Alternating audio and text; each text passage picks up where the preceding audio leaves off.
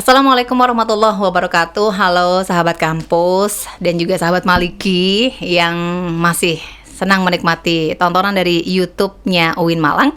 Jangan bermalas-malasan ya, karena hari ini mungkin adalah hari-hari dimana kita sedang menahan nafsu, menahan makan, lapar dan dahaga. Tetapi sebelumnya saya ingin mengucapkan selamat menjalankan ibadah puasa terlebih dahulu. Kali ini di Maliki Podcast ada saya Farida, dan tentu saja di edisi spesial Gebiar Ramadan di Maliki Podcast akan menghadirkan episode-episode khusus bulan Ramadan, jadi jangan sampai ketinggalan. Dan kali ini saya akan berdiskusi dan membantu atau juga mengisi edisi Ramadan kali ini bersama dengan salah seorang ibu, yaitu Ibu Wakil Rektor 1 Bidang Akademik. Beliau adalah Profesor Dr. Hajah Umi Sumbullah. Kali ini akan berbagi tentang topik Ramadan sebagai sarana meningkatkan etos kerja dan produktivitas. Meskipun Ramadan di mana-mana masih tetap bekerja, jangan sampai itu menurunkan produktivitas kita. Jadi langsung saja kita simak bersama. Saya sapa dulu. Assalamualaikum warahmatullahi wabarakatuh. Waalaikumsalam warahmatullahi wabarakatuh. Sehat Ibu? Sehat, alhamdulillah. Mbak Farida gimana? Alhamdulillah. Jadi untuk Ramadan semangat ya Bu ya. Alhamdulillah. Semoga para pemirsa podcast Maliki juga Ramadan penuh dengan semangat, tambah ibadahnya, tambah produktif di semuanya. Di semuanya ya Bu ya. Baik, kali ini Bu berbicara tentang Ramadan. Kalau dari judulnya ya Bu, Ramadan sebagai sarana meningkatkan etos kerja. Meningkatkan ini. Ya. Silakan dari sudut pandang Ibu. Meskipun orang-orang merasa semakin lemah nih. Mungkin dari Ibu boleh. Baik, bismillahirrahmanirrahim. Bahwa sebagaimana kita ketahui bersama, puasa itu adalah bulan yang bulan Ramadan itu adalah bulan yang penuh dengan berkah, di mana di dalamnya banyak sekali kemuliaan. Semua ibadah kita, khususnya puasa, kemudian juga ibadah-ibadah yang lain itu berlipat pahalanya, dilipat gandakan oleh Allah. Oleh karena itu, ini sebenarnya adalah produktivitas, Mbak.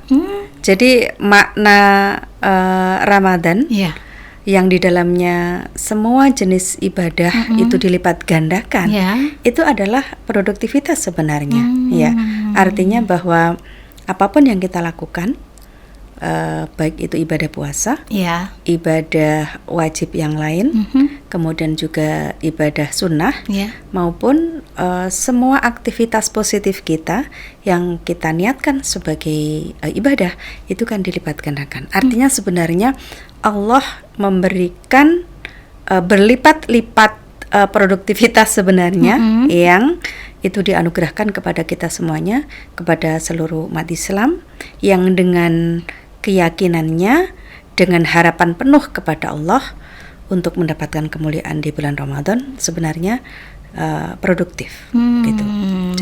Jadi sebenarnya memproduksi segala sesuatu. Artinya bahwa banyak hal yang itu kita dapatkan dari apa yang kita niatkan sebagai amal soleh kita, itulah yang disebut produktivitas. Oleh karena itu, ketika kita melihat tujuan puasa itu adalah meraih ketakwaan, agar kamu sekalian bertakwa. Takwa itu kan sebenarnya maknanya dua, Mbak ya. Imtithalu awamirillah wajtinabun nawahi. Jadi melaksanakan perintah-perintah Allah dan menjauhi semua larangannya. Takwa dalam konteks ini adalah takwa yang dinamis, bukan takwa yang lazy gitu ya. Takwa itu bermakna ada kreativitas. Takwa itu bermakna ada dinamika. Oleh karena itu orang bisa mencapai ketakwaan kalau dia berupaya, kalau dia melakukan upaya-upaya spiritual, upaya-upaya intelektual, gitu ya, upaya-upaya jasmani, dan seterusnya, maka dia akan mendapatkan derajat itu, derajat di mana kita bisa kemudian imtithalu awamirillah dan wajtinabun nawahi. Jadi sebenarnya bahasa takwa itu adalah bahasa yang sangat dinamis, yang kemudian mengharuskan kita semuanya untuk menuju ke arah itu, gitu ya. Karena itu kalau kita bertaroki, ya kita akan mendapatkan makom atau posisi yang la'alakum tatakun tadi, itu harus berjenjang, bertahap, dan juga kemudian penuh dengan effort. Lah disitulah kita harus produktif itu, Mbak Farida. Jadi produktivitas itu tidak pada hasilnya, tetapi pada prosesnya sampai kita menuju kepada sesuatu yang itu adalah tujuan akhir dari puasa. La'alakum tatakun. Baik. Dan semua orang saya kira bertujuan agar puasanya itu mengantarkan kita semuanya menjadi orang yang mutakin, bertakwa tadi ya, Ibu, ya. Betul. Baik, jadi kalau mungkin dari kita berpikirnya produktivitas itu kalau kita sudah menyelesaikan beberapa pekerjaan, gitu ya Bu ya, mungkin ya. Tetapi dalam sudut pandang Allah bahwa setiap langkah yang kita lakukan selama itu positif, itulah produktivitas. Iya, sebenarnya itu. Jadi karena itu nanti kalau kita melakukan hal yang positif, kan hasilnya juga akan positif, ya. Jadi produksi kita, produksi yang kita lakukan, yang kita hasilkan, ya akan positif. Karena itu effortnya harus positif. Makanya kenapa kalau kita puasa itu kan di situ menahan lapar, menahan dahaga. Mungkin kalau lapar dahaga itu semua orang bisa. Ya. Tetapi menahan amarah, menahan nafsu, untuk tidak menjelekkan orang lain, untuk tidak ngerumpi, tidak membicarakan kejelekan orang lain, ya, untuk tidak melakukan hal-hal itu yang membuat orang lain itu tersakiti dan seterusnya. Itu kan perlu effort yang luar biasa. Ibu. Ya, saya kira semua orang ya yang akan bisa mencapai derajat ketakwaan itu ya harus orang-orang yang upaya produktivitasnya itu di situ gitu, Mbak Farida. Tidak hanya menahan lapar dan juga dahaga, tetapi juga menahan semua nafsu. Nafsu apa saja. Ya. Baik itu penyakit hati yang kemudian kita sering menyakiti orang lain lewat ucapan kita atau lewat gerak-gerik tubuh kita atau lewat sindir, apapun itu ya. Karena itu orang yang akan bisa mendapatkan ketakwaan itu adalah yang puasanya betul-betul bisa menahan itu semuanya. Dan itu bukan sesuatu yang mudah, Mbak Farida. Betul, Ibu. Ya, jadi kita akan rugi ya kalau kemudian Ramadan ini kita hanya mendapatkan lapar dan haus, tidak mendapatkan berkah dan hikmah dari puasa itu sendiri, yaitu menahan segala nafsu-nafsu kemanusiaan kita yang bisa menjerumus kita, yang merugikan kita, sehingga kita terhalang untuk mencapai derajat takwa itu sendiri. Ya, betul. Baik. Oke, Bu. Nah, jadi memang berat, apalagi di dalam Bu, aktivitas bekerja ya. Kita tetap harus bertemu dengan orang, kemudian kita juga harus beraktivitas dengan banyak orang. Akhirnya memang harus ada yang kita jaga, memang Ibu ya. Betul. Baik, kita mungkin beralih ke puasa dan juga semangat etos kerja dalam Islam ini. Mungkin mempunyai hubungan atau kaitan sebenarnya, Bu ya. Iya, betul. Bagaimana dari Ibu? Baik, jadi kalau kita bicara tentang puasa, tadi kan saya katakan menahan, Mbak ya. Menahan itu butuh kedisiplinan. Mulai dari kapan kita sahur, kapan kita berbuka, itu kan semuanya harus disiplin, terjadwal. Itu sebenarnya mestinya pelajaran dari puasa ini adalah bahwa ada kedisiplinan, ada aturan yang harus kita patuhi, ya. Artinya bahwa kita akan bisa mengikuti atau kita bisa mendapatkan sesuatu, bisa mendapatkan hasil yang baik kalau kita telaten, kalau kita sabar menjaga dan mengikuti aturan-aturan itu. Kenapa berbuka itu harus jam sekian, kenapa sahur harus jam sekian dan seterusnya. Itu kan sebenarnya adalah latihan kedisiplinan. Disiplin itu menjadi salah satu faktor penting di dalam etika kerja kita, etos kerja kita. Betul. Itu adalah disiplin, gitu kan, Mbak. Demikian juga dengan larangan-larangan selama berpuasa itu apa? Ya, jadi larangan-larangan selama berpuasa itu apa? Kemudian kita patuhi itu. Sebenarnya kan kalau kita mau melanggar itu juga bisa. Tetapi kan semuanya kembali kepada kita. Tanggung jawab kita itu bukan hanya kita kepada orang lain. Kalau puasa kan langsung kepada Allah. Sembunyi aja di bawah meja kalau malu gitu ya, mau minum atau mau makan atau mau yang lain gitu. Tetapi kenapa itu tidak kita lakukan ya? Karena itulah tanggung jawab. Karena itu etos kerja adalah salah satu elemennya adalah juga tanggung jawab. Karena kalau orang bertanggung jawab maka dia akan bisa menyelesaikan tantangan-tantangan tadi itu sampai kepada waktunya tiba, waktunya berbuka. Jadi mulai dari sahur selesai itu ya, imsak, kemudian subuh, kemudian sampai ke berbuka puasa. Itu kan banyak aturan-aturan yang harus kita ikuti. Betul. Kalau kita mau melanggar kan bisa, Mbak. Tetapi bahwa yang tahu itu kan puasa itu kan kenapa? Kata Allah kan hanya aku dan Allah kan. Betul. Hanya dirinya sendiri dan Allah yang tahu. Dia mau melanggar, mau ngibuli orang-orang bisa, tetapi kan itu tidak kita lakukan. Kenapa? Karena itu. Jadi ada elemen dari etos kerja juga di situ, yaitu tanggung jawab. Gitu. Baik, jadi sangat erat kaitannya ya Bu, betul, ya sesungguhnya. Betul. Meskipun dari luar seolah mungkin kita berangkat kerja kemudian pulang gitu, tetapi padahal di puasa itu tuh mendidik kita sendiri gitu ya Bu ya. Betul. Jadi banyak sekali aspek pendidikan di dalam puasa itu untuk diri kita sendiri ya. Jadi menahan itu kan tadi saya katakan menahan segala hal. Menahan segala hal yang setiap hari atau di bulan selain bulan Ramadan itu kita seperti biasa melakukan gitu ya.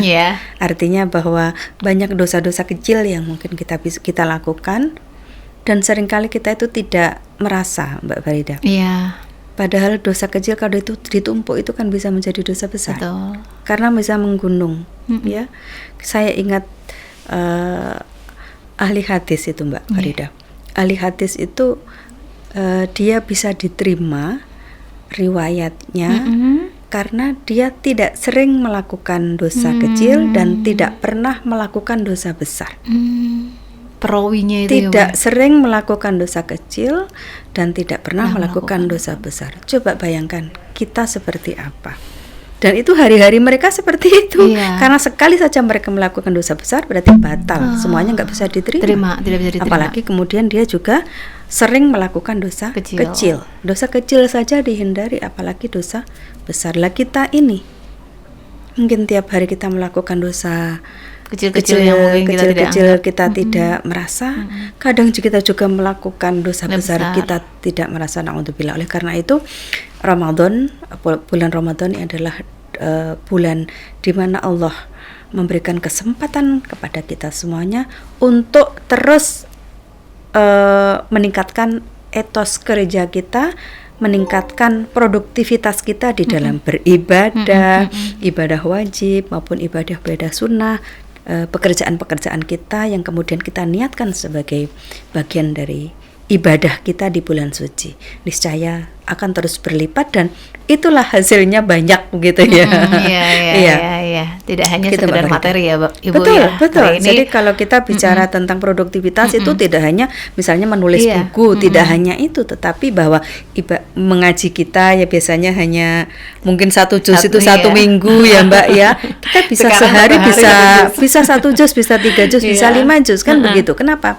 Karena ini ada produktivitas yang kita tingkatkan karena kita meraih kebaikan-kebaikan yang diberikan Allah untuk bulan Ramadan ini dengan puasa dan ibadah-ibadah yang lain itu. Baik. Mungkin kalau misalnya ada nggak sih Bu mungkin ya motivasi atau kata-kata motivasi, atau mungkin ini tuh bagian dari perintah Allah bahwa meskipun bulan Ramadan kita tuh juga memang harus tetap beredar di buminya Allah. Betul. Untuk mencari rezeki. Betul, gitu ya, Bu, betul, ya. Mbak. Bukan Iya, berarti betul. puasa Ramadan beberapa waktu lalu ada informasi kalau anak sekolah nih libur gitu ya, Bu. Iya, iya. Terus yang pegawai juga pengennya libur gitu Pengen ya. libur. Nah, mungkin butuh motivasi lagi nih, Bu, bahwa meskipun Iya. bulan Ramadan sepertinya kita memang harus Iya. mencari nafkah. Iya, betul. Iya, jadi kalau libur bukan kalau libur identik malas itu yang tidak boleh Iya, ya, Mbak ya. Karena Allah menyampaikan di dalam Quran, di dalam surat Al-Jumu'ah itu kan, fa idza qudiyatis shalah fangtashiru fil ard. Ya, Iya. wadhkurullaha la'allakum tuflihun. Jadi kalau kita sudah melaksanakan perintah Allah Iya. dalam hal konteks ini adalah sholat. Setelah selesai melaksanakan ibadah spiritual, maka fangtasiru fil ard. Ya, bertebaranlah kamu di muka bumi. Iya. Untuk apa? Ya untuk melaksanakan semua pekerjaan kita ya. Yang dosen yang ngajar, yang meneliti, yang nguji, yang bimbing, yang siswa ya juga harus belajar dan seterusnya ya. Mengaji dan seterusnya. Ya, mencari ekonomi dan seterusnya. Wadhkurullaha, dan ingatlah kepada Allah la'allakum tuflihun. Jadi memang orang itu yang dikatakan oleh Allah orang yang beruntung Tuflihun, itu ya melaksanakan aspek-aspek spiritualitasnya, menyembah Allah ya, beribadah kepada Allah dalam hal ini adalah sholat ya. Kemudian juga tadi melakukan aktivitas sehari-hari seperti mencari ekonomi, mencari penghasilan, bekerja sesuai dengan tupoksi kita atau tugas kita dan fungsi kita sebagai apapun kita posisinya. Karena kan sebenarnya tugas kita itu kan dua ya. Iya. Yang pertama adalah sebagai abid. Ya, sebagai abid itu yang tadi Hamba. wa idza qudiyatis shalah itu kan Iya, sebagai abid. iya. Lah fangtasiru fil ard itu sebagai khalifah, Mbak. Jadi sebagai khalifah, Dua abid aspeknya. dan khalifah. Abid itu adalah relasi kita kepada Allah, khalifah itu relasi kita kepada sesama manusia. Tugasnya apa? Ya memakmurkan bumi. Memakmurkan bumi itu caranya bagaimana? Bekerja, melaksanakan tugas-tugas kita sebagaimana ya tupoksi kita sebagai apa, peran kita sebagai apa. Yang ibu rumah tangga ya berarti kan mendidik anak, mendidik putra putrinya, menyediakan makan dan seterusnya gitu ya, menghitung belanja, kemudian membagi belanja agar cukup dan seterusnya. Itu adalah fungsi khalifah.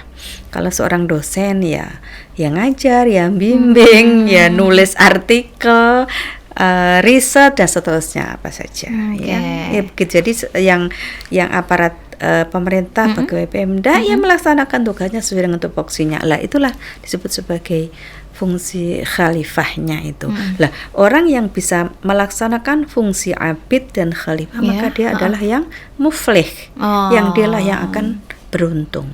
Tidak hanya melaksanakan satu hal kemudian yang lain tidak dilaksanakan gitu. Jadi harus dua-duanya.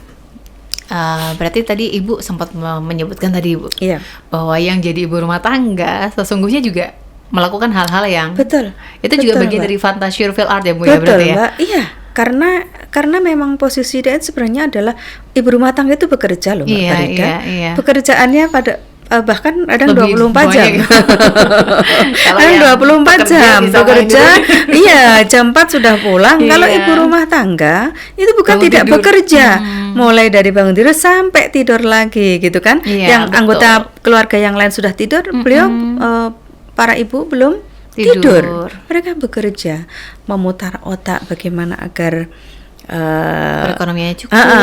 Ya betul. Mungkin juga menambah income dengan berjualan online atau bikin konten yang positif, menjadi motivator, apa saja. Yang penting memberikan efek positif ya, memberikan motivasi yang baik untuk kanan kirinya, untuk komunitasnya misalnya. Itu juga bisa dikatakan sebagai fantasiru fil ard. Jadi fungsi khalifahnya itu ya sesuai dengan tupoksinya masing-masing. Kan nggak mungkin orang tupoksinya sama Iya, gitu namanya kan. bekerja di kantor Betul, kan nggak mungkin itu. Memang Baik. harus ada yang di rumah, Iya. harus ada yang di pasar, harus ada yang di toko, Ladang. harus ada yang di ladang, harus ada yang di dunia maya, harus ada yang di dunia nyata, kan begitu ya Mbak ya, Iya, iya, semuanya.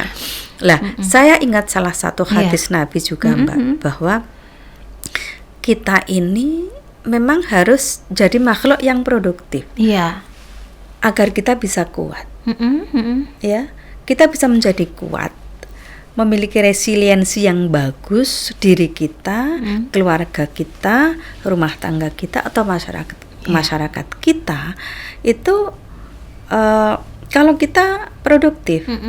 Makanya kata Allah, kata Nabi di dalam hadisnya bahwa Allah itu lebih menyukai ya orang mukmin yang kuat.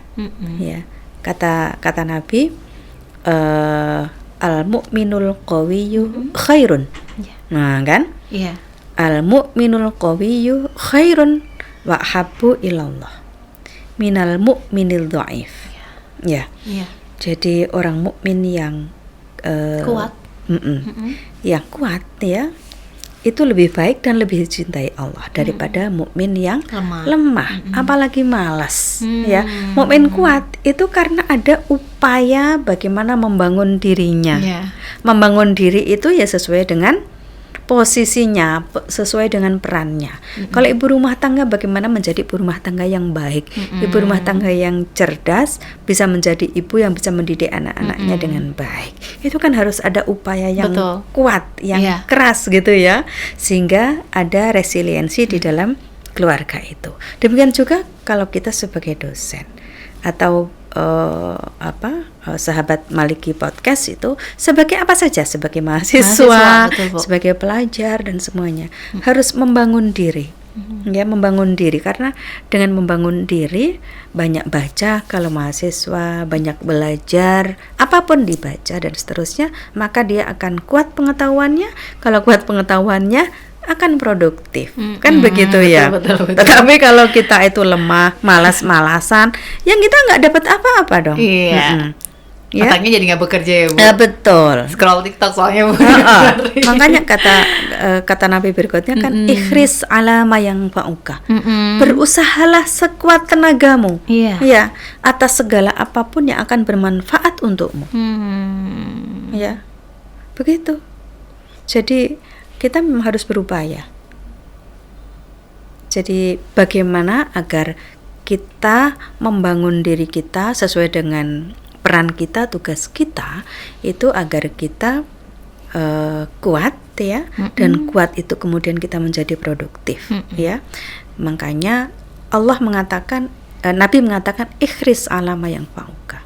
Jadi berusahalah, kayak ikhris itu sampai berusaha sekuat tenaga gitu lah. Berambisilah sebenarnya, tapi ambisi dalam hal yang sangat positif. Alama yang fauka ya. Jadi terhadap apa yang bisa bermanfaat untuk kamu. Wala ta'jiz. Jangan lemah. Apalagi malas gitu ya. Iya. Karena orang yang malas itulah katanya orang yang kemalasan itu bisa menimbulkan kebodohan, dan kemalasan itu pula yang kemudian bisa menumbuhkan perasaan-perasaan yang tidak nyaman, ya. Kemudian juga menjadikan, mohon maaf, mungkin bisikan-bisikan setan. Jadi itu bisa masuk, gitu ya. Betul, yang tidak baik, karena berandai-andai, itu katanya bisa membuka tipu daya setan. Ya, jadi kalau kita produktif, ya, kita berupaya sebaik mungkin sebagai pelajar ya belajar, ya, sebagai dosen pendidik ya mengajar, riset, membimbing dan seterusnya, gitu ya.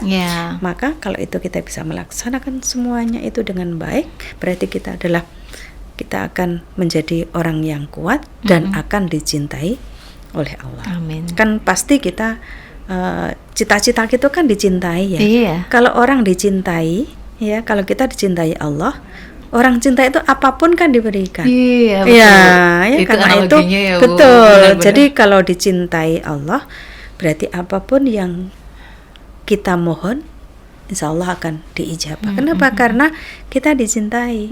Oleh karena itu kalau kita mau dicintai, harus menjadi mukmin yang kuat. Oke. Ya, bangun diri kita, bangun resiliensi kita dengan baik, dengan berbagai cara, yang penting positif, dan dari situlah Allah akan mencintai kita. Kalau Allah mencintai kita, apapun yang kita minta akan diijabah, gitu. Masya Allah, Bu, ini kalau tadi saya bisa menyimpulkan ini ya, Bu ya. Mungkin judulnya adalah tentang sarana meningkatkan etos kerja. Ternyata yang setelah disampaikan oleh Bu Umi ini bukan hanya orang yang bekerja mencari uang ya, Bu ya, tapi untuk mahasiswa, ibu rumah tangga di rumah pun. Iya.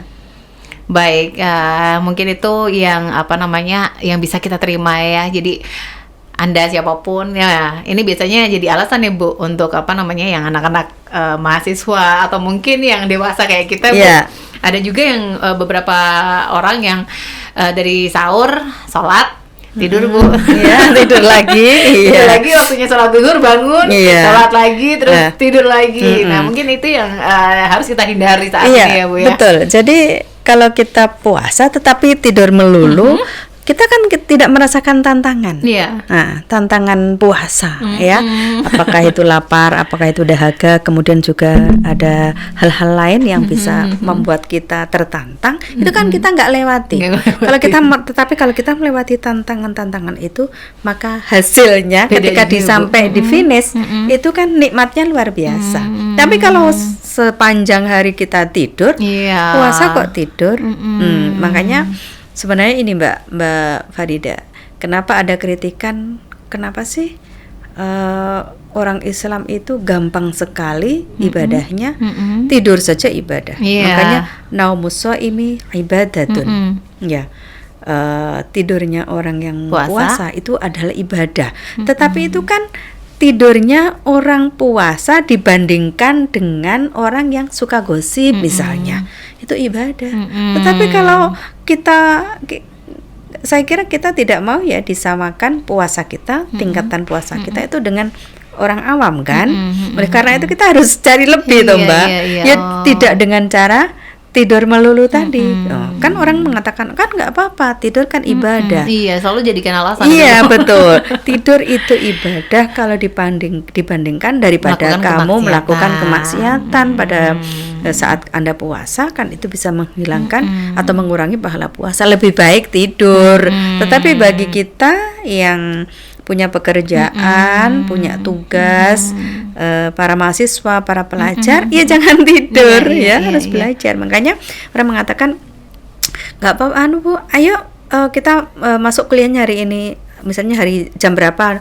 Bu, lapar kan puasa. Jadi gitu ya. Puasa. Jadi kalau puasa tidak belajar, berarti kan tidak ada produktivitas. Padahal kan justru tantangan puasa itu ketika kita menaklukkan, mampu melawan kemalasan, mampu melawan kelemahan dan seterusnya, sehingga ketika mencapai titik kulminasi itu kita merasakan nikmatnya. Demikian juga selama Ramadan gitu ya. Kita kemudian nanti melewati banyak sekali tantangan-tantangan, nanti pada Idul Fitri itu betul-betul menjadi terlahir kembali. Jadi mutakin, faizin kan fitrah di situ ya. Nah, kembali kepada fitrah itu kan sebenarnya di situ ya. Minal aidin wal faizin. Gitu kan? Semoga kita menjadi orang-orang yang aid ya, kembali kepada fitrah. Wal faizin. Yang menang. Menang melawan hawa nafsu kita, melawan tantangan-tantangan selama berpuasa. Saya kira itu kenikmatannya ya, Bu. Hari raya sebenarnya yang dirasakan itu kalau memang kita melewati hal-hal itu. Tapi kalau kita Ya tadi itu tidur, apa Iya nikmatnya? betul sama. Jadi ketika kita tidur seharian, nanti Iya. bukanya apa nikmatnya Biasa kan gitu, aja, biasa aja iya. gitu kan. Baik, kalau tapi udah- tapi kalau kita melewati dengan beberapa tantangan yang kita berhasil, Iya. Mungkin maka berangkat ke kantor ya Bu ya. Betul. Kemudian, sabar Iya, gitu ya, Bu. betul, Macet, betul, sabar betul. Saya kira sabar Lebih ya. nikmat. Kemudian tanggung jawab, Iya. kesabaran ya, konsistensi dan seterusnya itu adalah elemen-elemen dari etos gereja yang melahirkan produktivitas kita. Baik, terima Ya. kasih Ibu. Banyak sekali yang sepertinya akan memotivasi kita ya. Jadi sebagai tendik, sebagai dosen, sebagai mahasiswa, tetap keluar rumah itu sudah bagian dari Fantasyurfil Art gitu ya. Betul. Jadi jangan bermalas-malasan, itu membuat kita sebagai mukmin yang lemah gitu Ya, ya. betul. Sebelum penutupan Ibu mungkin sekali lagi Ibu bisa memberikan motivasi selama Ramadan ini untuk kami tendik atau mungkin dosen atau mungkin juga mahasiswa di UIN Maulana Malik Ibrahim Malang. Baik, seluruh sahabat Maliki, selamat menunaikan ibadah Ramadan. Semoga Ramadan tahun 1446 Hijriah ini memberikan berkah kepada kita semuanya. Kita mendapatkan maghfirah dan juga kita bisa melewati semua tantangan selama bulan Ramadan ini dengan baik sehingga kita lulus nantinya di akhir Ramadan. Untuk seluruh dosen, seluruh mahasiswa, seluruh pelajar dan masyarakat umum, semoga Allah menguatkan kita semuanya untuk bisa menjalankan ibadah puasa dan ibadah lain di bulan Ramadan ini sehingga kita bisa mendapatkan derajat mutakin. Amin ya rabbal alamin. Saya kira begitu.